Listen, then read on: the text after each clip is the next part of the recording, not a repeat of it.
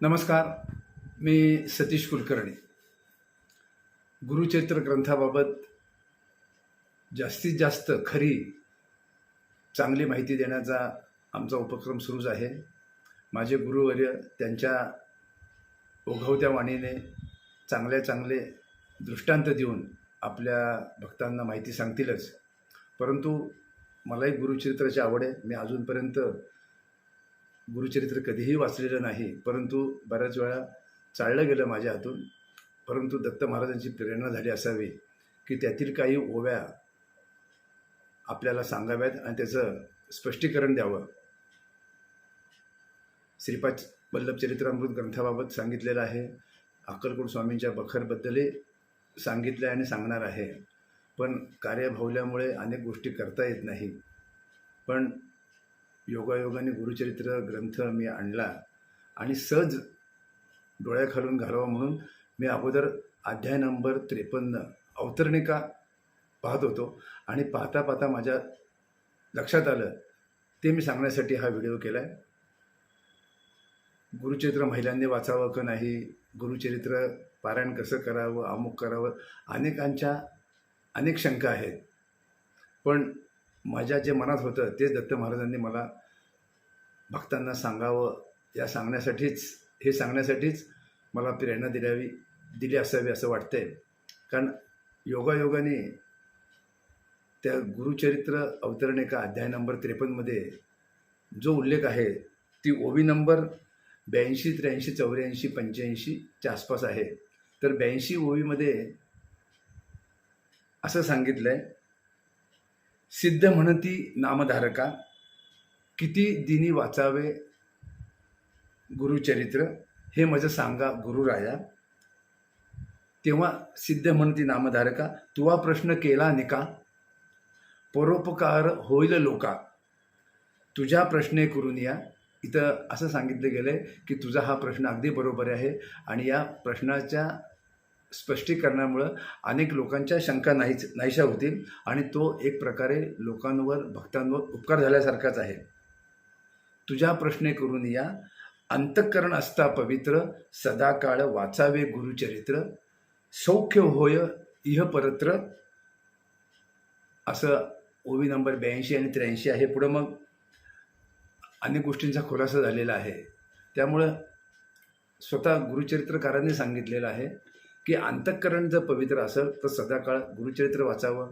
बाकी पारायणाच्या पद्धती वगैरे ह्या ते ठरवून दिलेल्या आहेत. 7 दिवस वाचा, एक महिना वाचा, वर्षभर वाचा. परंतु गुरुचरित्र आणि इतर ग्रंथ हे केवळ 7 दिवसात न समजण्यासारखे. रोज एक ओवी समजत नाही लोकांना, एक पान, एक अध्याय तर फार लांबचं राहिलं. प्रत्येक अक्षर हा सत्य ग्रंथ असल्यासारखं आहे. प्रत्येक ओवीमध्ये दत्त महाराजांनी भक्तांचा उपदेश केलेला आहे. पण इथं जो मोठा खुलासा झाला की दत्त महाराजांना सांगायचं होतं की तुझ्या या प्रश्नामुळे सर्व लोकांना याचा लाभ होईल, अनेकांच्या शंका जातील. कारण अंतःकरण पवित्र आहे, तिथं सदाकाळ गुरुचरित्र वाचायला हरकत नाही. थोडं सुचिरभूत आपण होतोच. जर गुरुचरित्रकारांना महिलांनी गुरुचरित्र वाचू नये असं जर सांगायचं असलं असतं, इथं एक शब्द आला असता, अंतःकरण असता पवित्र, महिलांनी वाचू नये गुरुचरित्र, फक्त पुरुषांनी वाचावे गुरुचरित्र, असा उल्लेख करणं काही अवघड नव्हतं. परंतु स्वतः दत्त महाराजांना सांगायचं आहे की महिलांनी संसार करताना चांगल्या पद्धतीने करावा, काही आचारसंहिता पाळावी आणि आपलं कुटुंब सुखी ठेवण्यासाठी मला स्मरून, दत्त महाराजांना स्मरून चांगलं वर्तन करावं, धर्मासारखं वागावं. यापेक्षा गुरुचरित्रामध्ये वेगळं सांगण्याचं काहीही म्हणजे कारण नाही. आपण वागायचं, आपण चांगलं आचरण करायचं, हेच तर गुरुचरित्रात आहे. आणि दृढ श्रद्धा, आपण जेवढी दृढ श्रद्धा दत्त महाराजांवर ठेवू ते आपल्या पाठीशी असतात. पण बोटं फिरवणं काही उपयोगाचं नाही. कारण जोपर्यंत परिवर्तन होत नाही तोपर्यंत मला हा शब्द वापरावा लागणार आहे आणि त्याचं मला काही वाटत नाही. लोक काही का म्हणेना, कारण लोक करतात ते. कारण मी जेव्हा श्रीपाद चरित्रामृत 1 वर्षभर वाचत होतो तेव्हा इतकी दृढ श्रद्धा झाली माझी आणि त्याच्यानंतर संकटं तर आलीच नाही. संकट आमच्याकडे फिरकती नाहीत. काही मानव निर्मित येतात जातात, परंतु असं संकट आलं आहे त्यामुळे त्रास झाला असं काही नाही. कारण दत्त महाराज आपल्या रक्षणासाठी बसलेले असतात. पण हे केव्हा दृढ श्रद्धा झाली की तो ग्रंथ वाचल्यानंतर कलियुगाची जबाबदारी श्रीपादांवर आहे आणि श्रीपादांनी जर आपल्याला जबाबदारी दिली असेल प्रचार करण्याची तर आपण चांगल्या प्रकारे करायला पाहिजे, चांगलंच सांगायला पाहिजे. उगी भीतीदायक काहीतरी नियम सांगून खोटं नाटं सांगणं कधीही योग्य नाही. गुरुचरित्राबाबत अनेकांनी अनेक गैरसमज केलेले आहेत, परंतु आता जसं जसं मी आणि सदानंद महाराज तुम्हाला सांगू, एक एक गोष्टीचा खुलासा करू, तेव्हा तुम्हालाही वाटेल किती सोपं सांगितलं आहे. आत्ता मला ही ओवी त्या अवतरणिकेमधली लक्षात आली, तिथे मी खूण करून ठेवली की म्हटलं हे लोकांना सांगायलाच पाहिजे. कारण इतके दिवस फक्त मी तोंडी सांगत होतो, ती ओवी मला पाहायला मिळाली, त्याचा मी फोटो काढला आहे आणि ह्या व्हिडिओमध्ये मी टाकलेला आहे. काय लोकांना जर पुराव्यानिशी सांगितलं तर लोकांना पटतं आणि लोकांना थोडा दिलासा वाटतो. म्हणून मनात कोणतीही शंका आणू नका. अंतःकरण पवित्र आहे, वाचा. त्यातून वाचूनही उपयोग नाही, आचरणात आणण्याचा प्रयत्न करा. कारण दत्त महाराजांची माझ्यावर कृपा आहे. मला गाणगापूरला जायला आवडतं. गाणगापूरला मी जात असतो. अलीकडचं थोडं वेळाभावी जात नाही, परंतु गाणगापूरला बऱ्याच वेळा गेलेलो आहे आणि दत्त महाराजांनी तिथून माझ्याकडून फार मोठी सेवा अनेक वेळा करून घेतलेली आहे. म्हणून यापुढे गाणगापूरचा दौरा करताना 3 दिवस राहण्याच्या दृष्टीने जावा.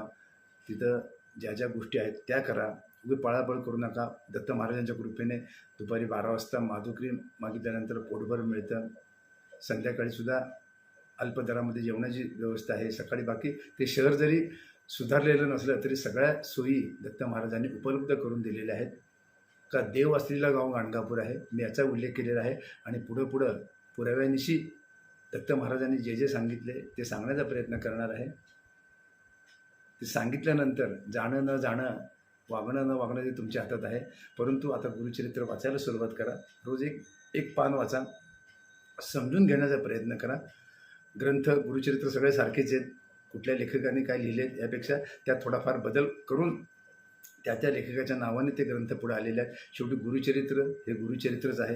गुरूंचं चरित्र म्हणजे दत्त महाराजांचं चरित्र आहे. त्यांच्या कृपा आशीर्वादाने आपल्या सर्वांना सुख, शांती, समाधान, आनंद मिळावं अशी अपेक्षा व्यक्त करतो. नमस्कार.